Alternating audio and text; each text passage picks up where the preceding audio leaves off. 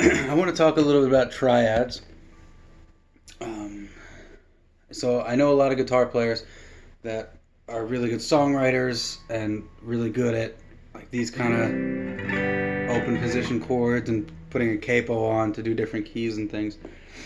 But I think learning triads across the fingerboard and eventually putting them together in what we call the caged system is a better way of utilizing the fretboard.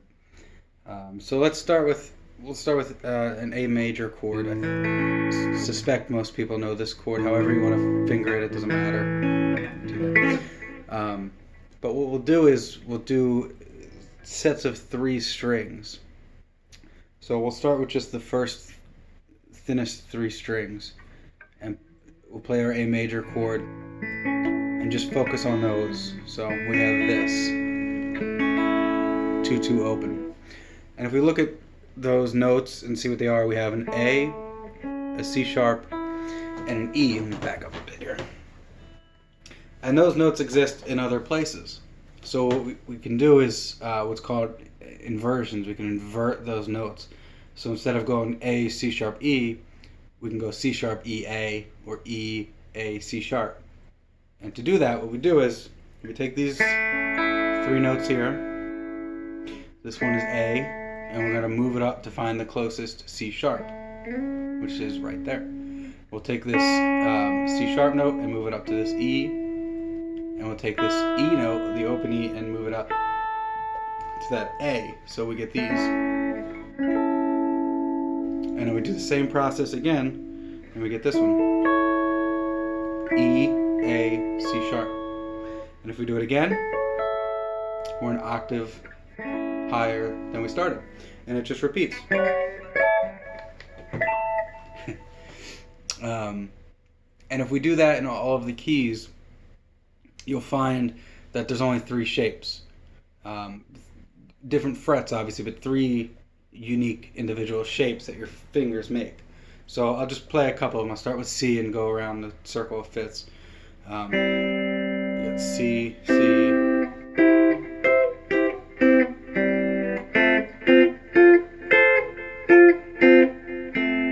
right? B flat.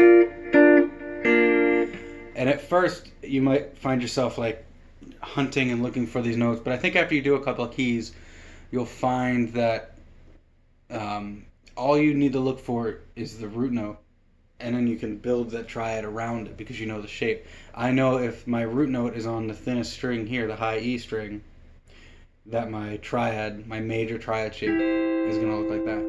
I know if it's on this string, it's going to look like that, and if it's on this string, it's going to look like this. And so we can do that in all 12 keys. If you're not familiar with what I mean by that or how to go around the circle of fifths doing these kind of things, just let me know and I'll make a video about that. But once we've exhausted all of the keys on these strings, we can go to the next string set. And we get that for C. We'll start with C major again. Go to F. And B flat. E flat. And then we can do all the keys in that one and then go to the next string set. And octave.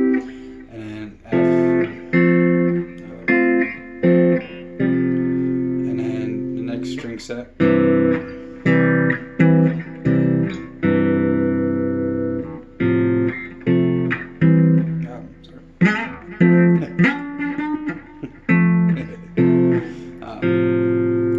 if we do those in all 12 keys, you might realize that if we stick in one position and go down the string sets, those 3, those 3, those 3, and then those 3, it makes a chord you know. It makes that open position C major chord.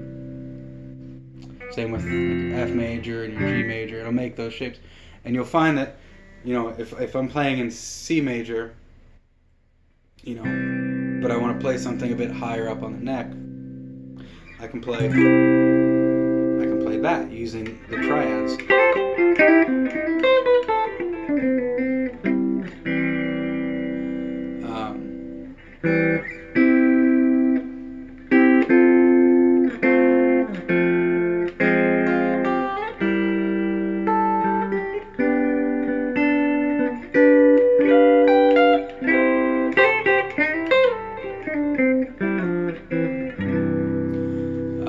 And then you get into what's called the caged system, and I think I'll make a video about that. If you're interested, let me know. Where we kind of have shapes instead of thinking fret numbers. We think of shapes and note names, so we can move our C major chord along the fretboard, horizontally into these different shapes, and you can do that in all 12 keys.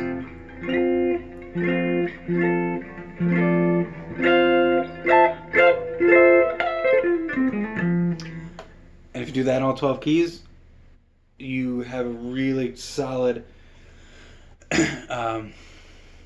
roadmap, I guess, of the entire fretboard. And all we really have to look for is the root notes instead of looking for each individual note. So I hope that's clear. I think definitely give it a shot. Try it in all 12 keys, or several keys. I think at first it might be a little awkward putting your fingers in these shapes. Not that one. That's bad. But I think after doing it a few times, your hands just naturally do the shapes. And then you can alter them later. But I think this can definitely help get people away from just playing open position chords. Because if you're playing with another guitar player and they're going, and they're in tune,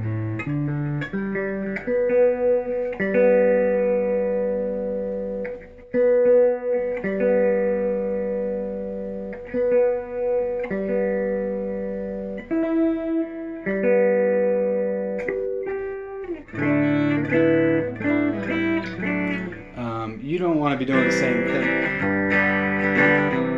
It's just going to sound like noise, or just whatever. So you can do more like,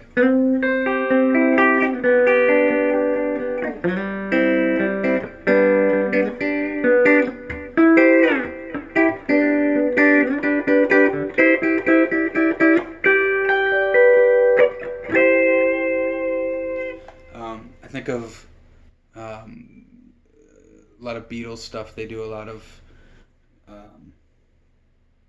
more spread out guitar sounds instead of two guitar players doing the same thing. So check it out. Let me know what you think. If you have any questions, let me know. And I think I'll do another video specifically on the cage system, why I like it, why I utilize it, and what your alternatives are, and the pros and cons of each. So thanks for watching. I'll see you later.